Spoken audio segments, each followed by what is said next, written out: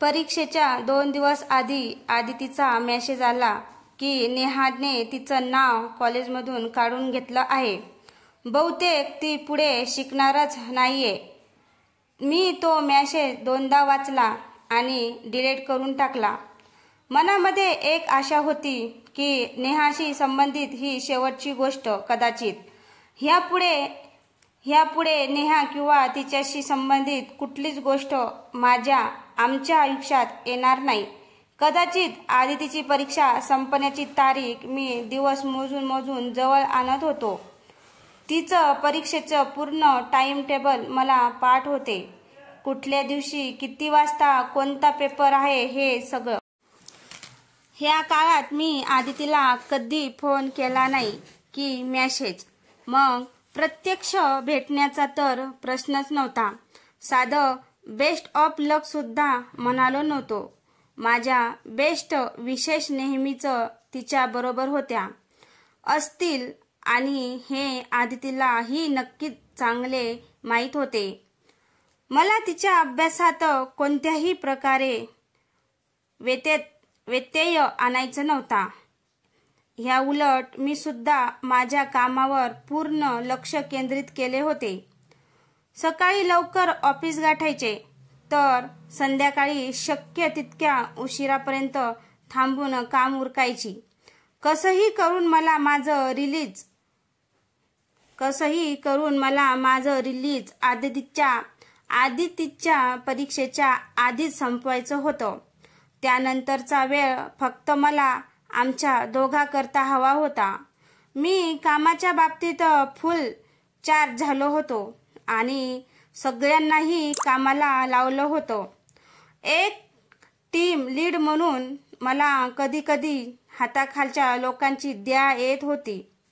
विनाकारण त्यांना मी प्रेशराईज करत होते. पण मला निदान त्या क्षणी तरी माझं प्रेम महत्वाचं वाटत होतं. खूप तरसलो होतो मी त्यासाठी. आणि आता जेव्हा मला हवं असलेलं प्रेम मिळणार होतं तेव्हा त्यासाठी मी वाटेल ते करायला तयार होतो. आदितीच्या शेवटच्या पेपराच्या आदल्या दिवशी माझं project almost ready to launch होतं. रात्रीचे 12:30 वाजून गेले होते. टेस्ट टीम कडून फायनल साइन ऑफ मिळाला की माझी तयार असलेली रिलीज मेल फक्त पाठवायचं काम बाकी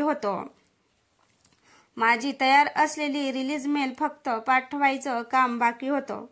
मनात आदितीचा विचार आला. काय करत असेल आदिती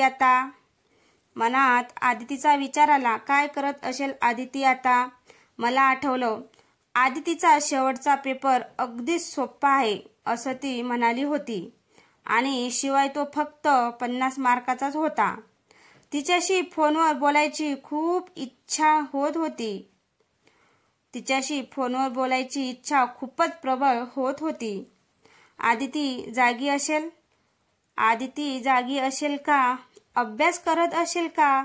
की झोपली असेल? असे अनेक प्रश्न डोक्यामध्ये येत होते. इतक्या दिवसाच्या कठीण श्रमाने खूपच थकवा आला होता. तिचा गोड आवाज ऐकायची मनाची इच्छा डावलणं अवघड होत चालली होती. मग ठरवलं, फोन करूयात. फक्त 3 रिंग्स तेवढ्यात तिनं फोन नाही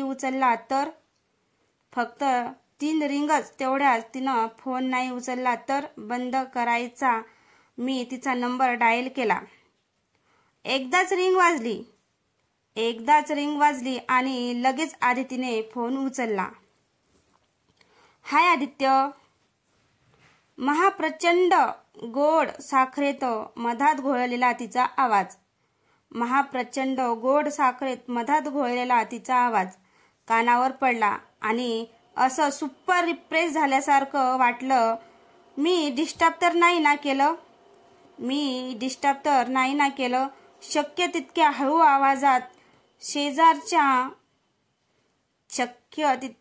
आवाजात शेजारच्या क्युबिकमधील कोणाला ऐकू जाणार नाही असं मी आदितीला विचारलं.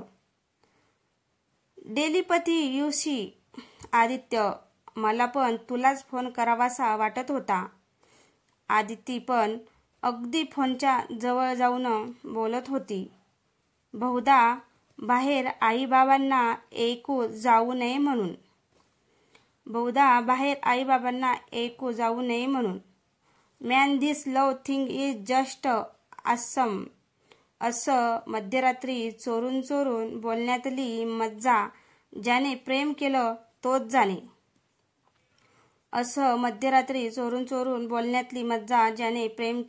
जाणे. आदितीच्या आवाजातला आनंद मला जाणवत होता.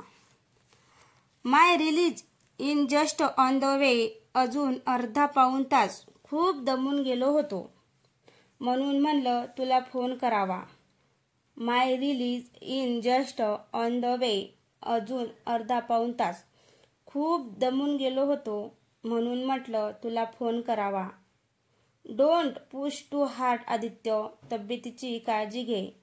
I need you for rest of my life. Aditi हळू आवाजात म्हणाली. खरंच सांगतो मित्रांनो, सर्व अंगावर रोमांच उभे राहिले. असं वाटलं जणू कानशील गरम झाली आहेत. जणू हृदयाच्या जागी एखादी धडधडत येणारी एक्सप्रेस आहे. Dying to see you tomorrow Aditi. खूप काही महत्वाचं बोलायचं आहे तुझ्याशी. आवाजात तो नॉटीनेस आणत मी म्हणालो. I know, same here. Aditi म्हणाली. चल, डिस्टर्ब नाही करत तुला. मी ठेवतो फोन. All right. चल, डिस्टर्ब नाही करत तुला. मी ठेवतो phone. All right. All right Aditya. See you tomorrow. Good night. All right Aditya. See you tomorrow. Good night. Good night Aditi. मला खरं तर फोन ठेवायची बिलकुल इच्छा होत नव्हती. मी आदितीने फोन ठेवायची वाट बघत फोन धरून होतो. काही काळ शांततेत गेला. आदितीच्या श्वासोच्छवासाचा आवाज मला ऐकू येत होता. आदित्य. आदिती म्हणाली. मम. आदित्य. आदिती म्हणाली. मम. मी काही बोलायच्या आधीच फोन बंद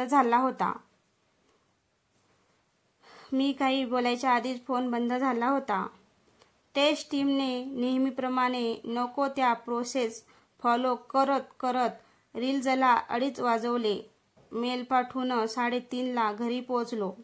बेडवर आडवा झालो तेव्हा असा अर्धवट तंद्रीतच होतो. अर्धवट जागा आणि अर्धवट झोपलेला होतो. आदितीच्या आठवणीतच कधीतरी झोप लागली. सकाळीच जाग आली.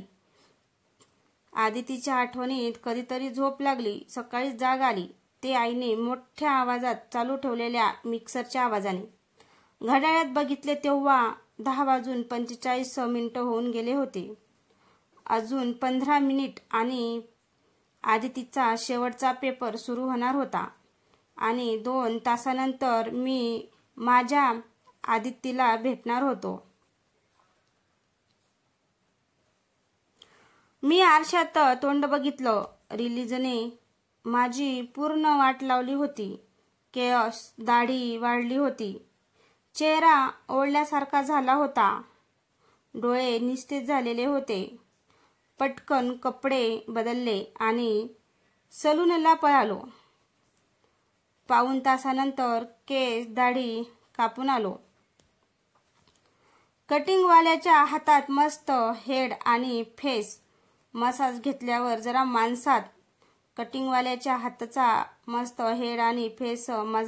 जरा माणसात आल्यासारखे वाटले. घरी येऊन हॉट शॉवरने आंघोळ केली आणि फेवरेट शर्ट आणि पॅन्ट चढवली. घड्याळात 12 वाजत होते. तेवढ्यात मोबाईल वाजला. आदितीचा फोन होता. मी घड्याळात पुन्हा बघितले. आदितीचा पेपर तर 1 वाजता संपणार होता. आदितीचा पेपर तर 1 वाजता संपणार होता. हॅलो, कॉलेज गेटपाशी आहे. 12:30 वाजता. 12:30 वाजता? पण तुझा पेपर तर 1ला संपणार आहे ना. आणि तू आहेस तरी कुठे? मी रेस्ट रूममध्ये आहे. I can't wait you. Meet you till 1 okay. आणि जेवढा पेपर लिहून झालाय तेवढा पुरेसा आहे मी पास व्हायला. See you at 12:30 and don't be late. See you at 12:30 and don't be late. पण आदिती, पर्सेंटेज कमी येतील ना. With the percent I can't write more. You better be on time. मी काही बोलायच्या आधीच तिने फोन ठेवून दिला. That was insane. तिच्या आवाजात आनंद होता, एक्साइटमेंट होती आणि रोमांच सुद्धा होता. मी पटकन आवरले आणि बाईकवर टांग टाकून आदितीच्या कॉलेजच्या दिशेने निघालो. ट्रॅफिकमधून गाडी घुसवत शक्य तेव्हा सिग्नल मोडत मधूनच चालणारे पादचारी, वाकडे तिकडे चालणारे रिक्षावाल्यांना शिव्या घालत कसाबसा वेळेवर पोचलो. गाडी मेन स्टँडवर लावत होतो तेव्हा कॅम्पसमधून आदिती बाहेर येताना दिसली. माझ्या पूर्ण शरीरातून एक अतिशय विचित्र संवेदना धावत होती. जणू शरीराचा प्रत्येक स्नायू आदितीला मिठीत घ्यायला आसुसला होता. जणू कित्येक वर्षानंतर मी तिला भेटत होतो. जणू ती माझ्या शरीराचा एक अविभाज्य भाग होती. मी आदितीला काही बोलणार एवढ्यात ती हळूच म्हणाली, काहीही मूर्खासारखं करू नकोस. आमची HOD मागेच आहे. मी मागे बघितलं. 2 स्त्रिया गेट बाहेर येत होत्या. त्यांच्यातल्या एकीला मी लगेच ओळखलं. मला आणि नेहाला त्या दिवशी थांबवून चौकशी करणाऱ्यापैकी एक त्या होत्या. बहुतेक त्यांनीही मला ओळखलं असेल. पण तेव्हा मी नेहाबरोबर होतो आणि आता आदितीबरोबर. याबद्दलच काहीसे कुतूहल, आश्चर्य आणि मग चालायचं असे काहीसे भाव त्यांच्या चेहऱ्यावर उमटले आणि त्या दोघी तिथून काहीही न बोलता निघून गेल्या.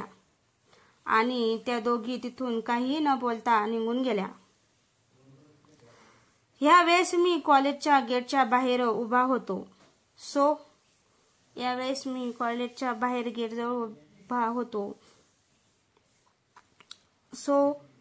अर्थात त्यांना काही बोलण्याचा अधिकारही नव्हता. मी आदितीकडे बघितले. Take me away far from this crowd will you. आदितीने भुवया उडवत विचारलं. ॲज यू विश मॅम म्हणत मी बाईक चालू केली. मी आरशात बघितलं. आदिती माझ्याकडेच बघत होती. फार वाईट सवय आहे तुला आदित्य, सारखं आरशात बघण्याची. पुढे बघून चालव गाडी. आदिती लटक्या रागाने म्हणाली. आदितीला पहिल्यांदा पाहिलं तेव्हापासून आत्तापर्यंतच्या सर्व आठवणी एक एक करून मनामध्ये उतरत होत्या. कॉलेजमध्ये पहिल्यांदा पाहताच ती जिच्यासाठी जीव ओवाळून टाकावासा झालेला आविष्कार 2 भेटीमध्येच नेहाला विसरून पूर्णपणे आदितीच्या प्रेमात पडल्याचा साक्षात्कार. नेहाच्या लग्नात बार असूनही केवळ मला भेटायला आलेली आदिती. नेहाच्या लग्नात बार असूनही केवळ मला भेटायला आलेली आदिती. नेहाच्या घरी पूजेला जाताना बाईकवर घालवलेले ते सुंदर क्षण, तिचा पहिला स्पर्श, शिटी, लायब्ररीमध्ये ते चोरटे कटाक्ष, बेंगलोरला जाताना विमानात आदितीशी बोलण्यात घालवलेले ते अविस्मरणीय क्षण, आनंदाच्या हिंदोळ्यावरून निराशेच्या गर्तेत कोसळणारे बेंगलोरचे ते 2 ते 3 दिवस, आदितीशिवाय घालवलेले ते 2 ते 3 आठवडे आणि नेहाशी माझ्या बाजूने माझ्यासाठी भांडणारी आदिती. सगळं काही जणू मनामध्ये कोरलं गेलं होतं कायमचं. कसला विचार करतो आहेस? आदितीच्या आवाजाने भानावर आलो. कसला विचार करतो आहेस? आदितीच्या आवाजाने भानावर आलो. काही नाही, असंच सगळं स्वप्नच. ते आठवत होतं मागचं सगळं. कुणासाठी तरी जीव इतका तुटत होता, वाटतं आज ते स्वप्न पूर्ण झालं. कोणासाठी तरी जीव इतका तुटत होता, वाटतं आज ते स्वप्न पूर्ण झालं. ओ हो का? कुणासाठी रे? आहे अशीच एक गोड गोड मुलगी आहे. साधारण 20 ते 25 किलोमीटर गेल्यावर गावाबाहेरून एक टेकडी वजा डोंगराकडे जाणाऱ्या रस्त्याने गाडी वळवली. आजूबाजूला दाट झाडी होती. क्षणार्धात हवेत गारठा पसरला. थोड्या खराब रस्त्याने गेल्यावर पुढे एक मोठा पठार होतं. तिथे गाडी थांबवली. तेथून खालच्या गावाचा मस्त व्ह्यू दिसत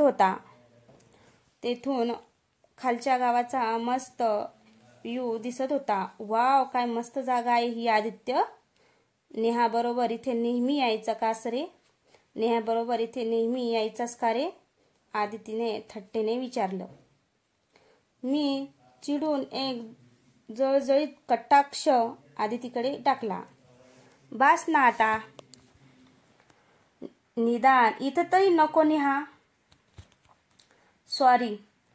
आदितीने दोन्ही हाताने आपले कान पकडले. सर्वत्र प्रचंड शांतता होती. फक्त वाऱ्याचा आणि वाऱ्याने हलणाऱ्या झाडांचाच आवाज. मी आणि आदिती एकमेकांकडे बघत उभं होतो. मी दोन्ही हात हवेत पसरले. आदिती माझ्यापासून काही पावलं लांब होती.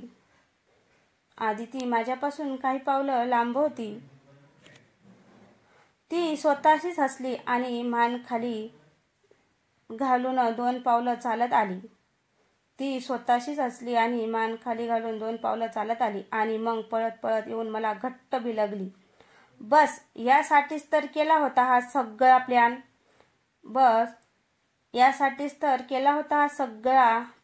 मनामध्ये एक विचार येऊन गेला. किती क्षण, किती वेळ आम्ही दोघं एकमेकांच्या मिठीत होतो काय माहिती. जणू सभोवतालचा पूर्ण विसर पडला होता. जणू आजूबाजूला काही नव्हतेच. कदाचित आम्ही या दुनियेत, या पृथ्वीवर नव्हतोच. लोक म्हणतात स्वर्ग कोणी पाहिलाय. आज छाती ठोकून मी सांगू शकतो, हो मी स्वर्ग पाहिलाय.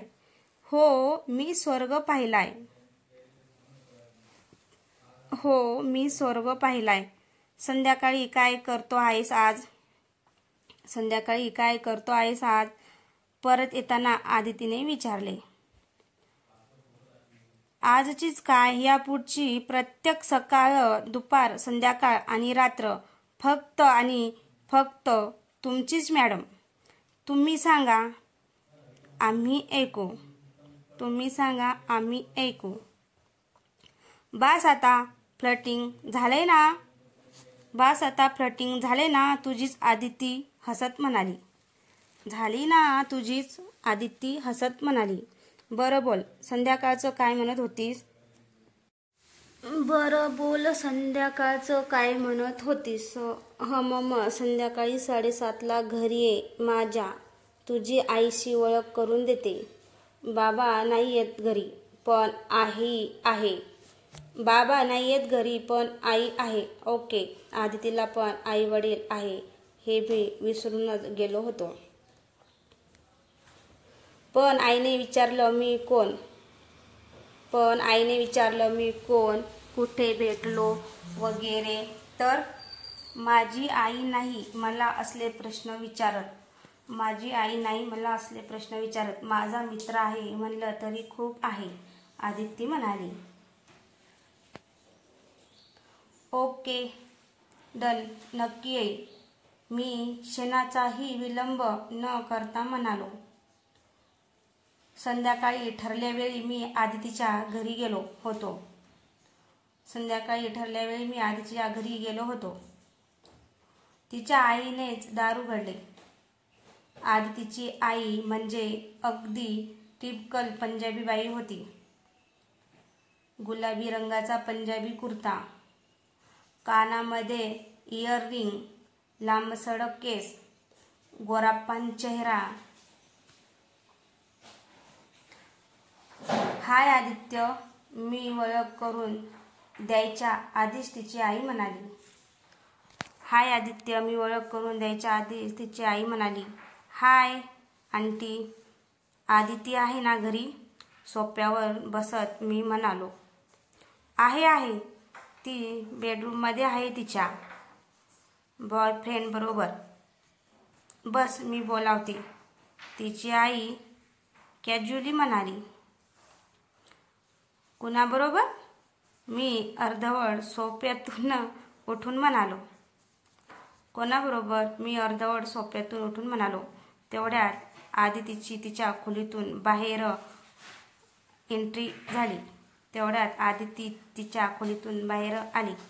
हाय Aditya, welcome to my home. आदितीची आई स्वयंपाकघरात निघून गेली.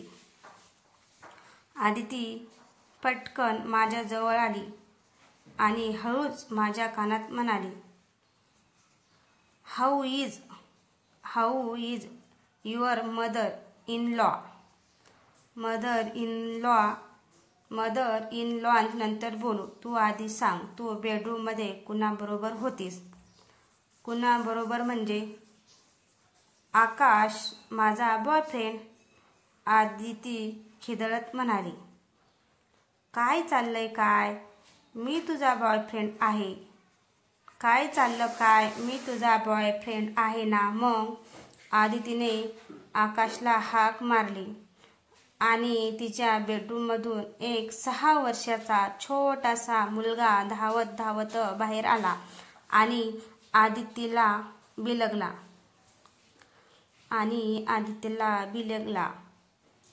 Meet Akash, our member and my boyfriend. आकाशच्या गालावर ओठ टेकवत आदिती म्हणाली. वाव, तुमच्या घरी बॉयफ्रेंड्सना हे पण सगळं मिळतं का? माझ्या ओठावर हात ठेवत मी म्हणालो. आदितीने डोळे मोठे करून माझ्याकडे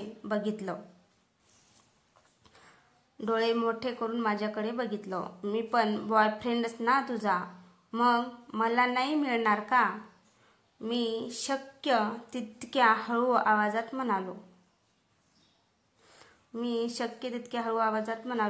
नो, आदितीने ओठाचा चंबू करून सांगितलं. मी माझं दोन्ही हात जोडून प्लीज म्हणत नुसते होठ हलवले. स्वयंपाकघरातून भांड्याचा आवाज येत होता. आदिती मान हलवून नाही म्हणत होती. तिचे मोकळे सोडलेले केस मानेच्या हल्ल्याने डावीकडून उजवीकडे उजवीकडून डावीकडे उडत होते. प्रीती मान हलवून नाही नाही म्हणत होती. तिचे मोकळे सोडलेले केस मानेच्या हल्ल्याने डावीकडून उजवीकडे आणि उजवीकडून डावीकडे असे उडत होते. मी वैतागून सोफ्यावरून उठलो आणि आदितीकडे जायला लागलो. पण तेवढ्यात आमच्या होणाऱ्या सासूबाई स्वयंपाकघरातून गरमागरम आलू पराठे आणि बटरचे बाऊल घेऊन बाहेर आल्या. मला काय करावं तेच कळेना. मग मी पटकन सेंटर टेबलवर ठेवलेले मॅगझिन्स उचलले आणि परत जागेवर येऊन बसलो.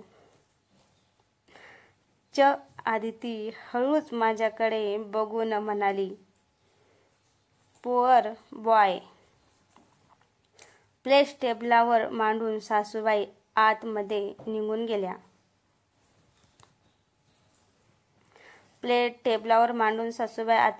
गेल्या. आकाश हॉलमध्ये आतमध्ये विमान घेऊन खेळत होता. हा मम्मा. आदितीने त्याला जवळ बोलावून घेतलं. त्याला गालावर एक किशी केली आणि मग आपले केस एका हाताने कानामागे सारत त्याच्या कानात काहीतरी सांगितलं. माझा जळफळाट होत होता. तिचा खरा बॉयफ्रेंड इथे तडफडत बसला होता आणि ह्या दुसऱ्या ज्युनियरला मात्र एकावर एक किस्सी मिळत होती. हा मम्मा. आकाशचे प्लेन परत सुरू झालं. हॉलमध्ये एक राऊंड मारून तो माझ्या जवळ आला आणि बोटाने खून करू मला खाली वाकायची खून केली. मला वाटलं त्याला काहीतरी कानात सांगायचं आहे म्हणून मी खाली वाकलो तसं त्याने मला गालावर एक किस्सी दिला आणि परत तो खेळायला निघून गेला. हॅप्पी? आदितीने लांबूनच हळू आवाजात विचारलं. हे असं दुसऱ्याकडून मिळून काय उपयोग? निराश चेहऱ्याने मी हात हवेत उडवले आणि टेबलावरची प्लेट घेऊन खायला सुरुवात केली. सासूबाई आज खायला थांबण्याच्या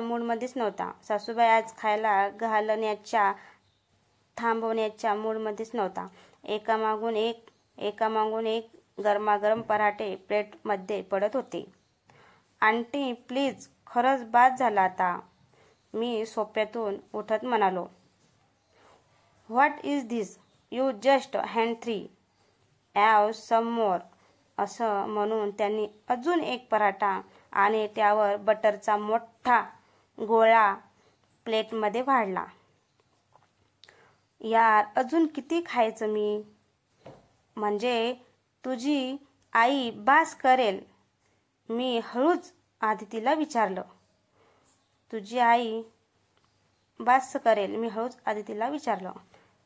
ह मम्मा, कम ऑन, 6 तरी खायला हवेस तू. हसत आदिती म्हणाली.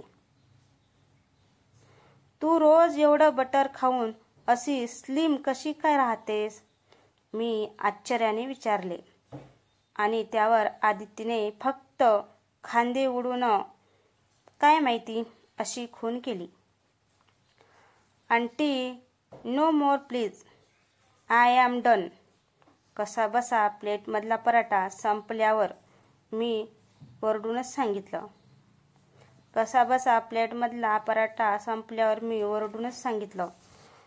त्यांना माझी दया आली असावी.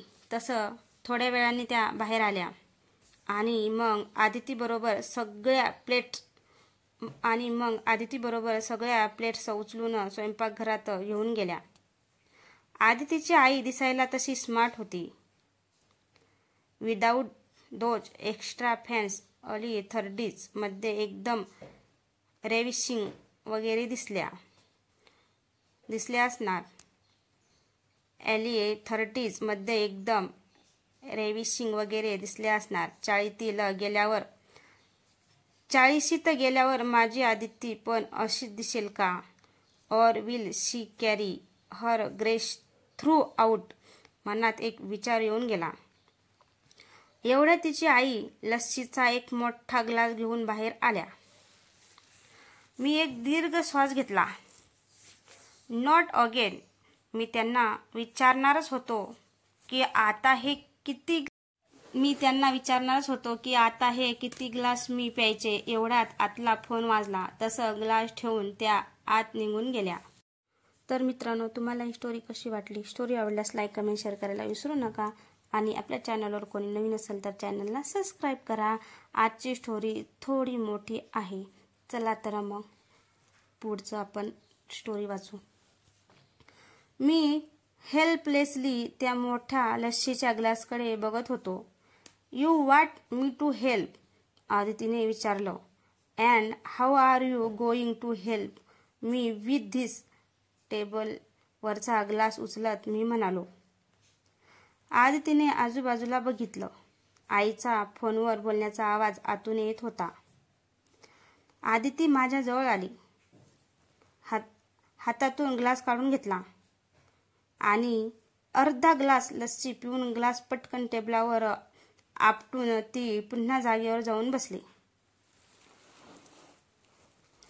लस्सीचे ओघळ पुन्हा ग्लासच्या तळाशी साठत होते. आदितीच्या लिपस्टिकचे हलके मार्क्स ग्लासच्या कडावर उमटले होते. मी ग्लासची ती बाजू माझ्या ओठांना लावली आणि लस्सी एका दमात संपवून टाकली. आदिती त्यावेळी कपाळावर हात मारून घेत मान हलवत होती. फोन संपल्यावर आई पुन्हा बाहेर आल्या. आंटी, लस्सी मस्त होती. आदितीकडे अर्थपणे कटाक्ष टाकत मी म्हणालो. आवडली ना? आरतीकडे अर्थपूर्ण कटाक्ष टाकत मी म्हणालो. हो, मला गोड गोष्टीच जास्त आवडतात. अरे बेटा, बट ये तो सॉलिड वाला बनाई थी. स्वीट कहा थी लस्सी? प्रश्नार्थक नजरेने तिच्या आईने विचारलं. ह्यावेळेस मात्र आदितीला तिचं हसू आवरलं नाही. आता त्यांना कुठं सांगू, त्यांच्या गोड मुलींच्या ओठांच्या स्पर्शाने ती सॉल्टी लस्सी सुद्धा साखरेच्या पाकासारखी गोड झाली होती म्हणून पुढचे 15 ते 20 मिनिट आम्ही जनरल गप्पा मारल्या. घरी कोण कोण असतं, कुठे काम करतो, वगैरे वगैरे या असल्या गप्पा आमच्या सुरू होत्या. घड्याळात 9 वाजत आले तसं मी जायला उठलो. ओके आंटी, निघतो मी. येईन परत कधीतरी. शुअर बेटा, जरूर आना. नेक्स्ट टाइम सरसों का साग बनाऊंगी. आदिती आईच्या मागून मला मान खाली वर करून काहीतरी सांगत होती. बराच वेळ माझ्या लक्षात येत नव्हतं ती काय म्हणते ते. नंतर कळलं ती काय म्हणते ते.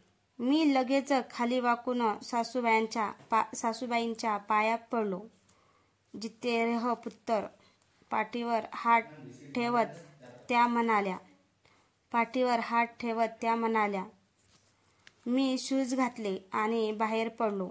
जिन्यात सॉलिड अंधार होता. संभल के जाना बेटा, लाईट्स आर ऑफ. तिच्या आईचा आवाज कानावर आला. परंतु तोपर्यंत मी अर्ध्या जिन्यात पोहोचलो होतो. सर्वत्र अंधाराचे साम्राज्य होते.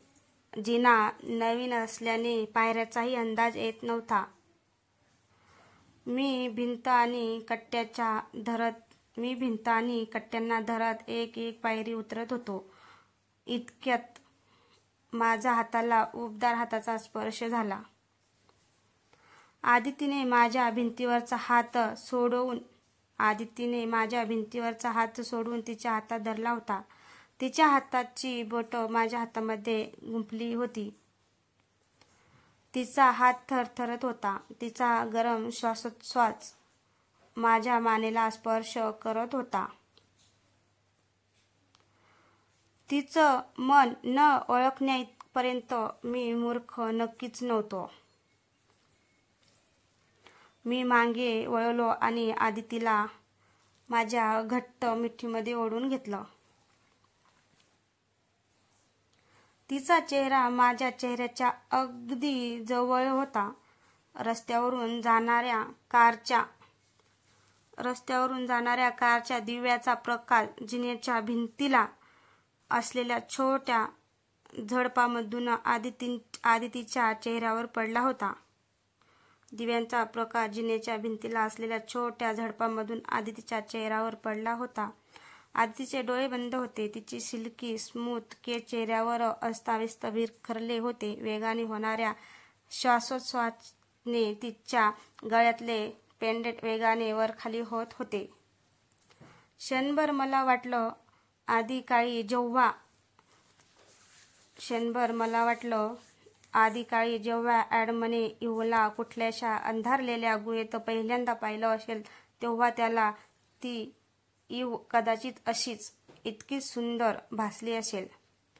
कदाचित सफरचंद तर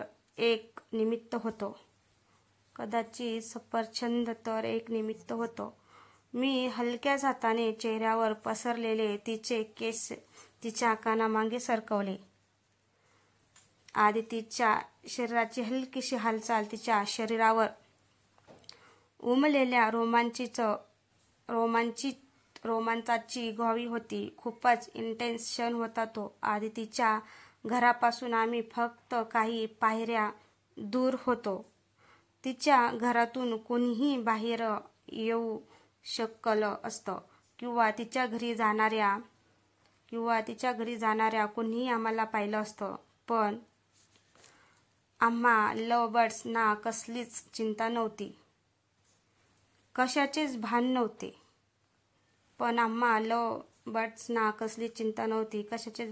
मी माझा चेहरा तिच्या चेहऱ्याच्या अजून जवळ नेला.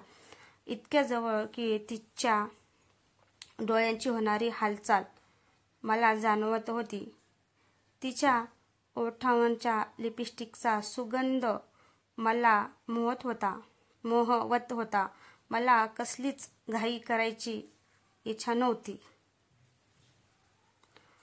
I wanted to feel this moment forever. I wanted to feel the way she had shuddered herself. किती क्षण उलटून गेले कुणास ठाऊक.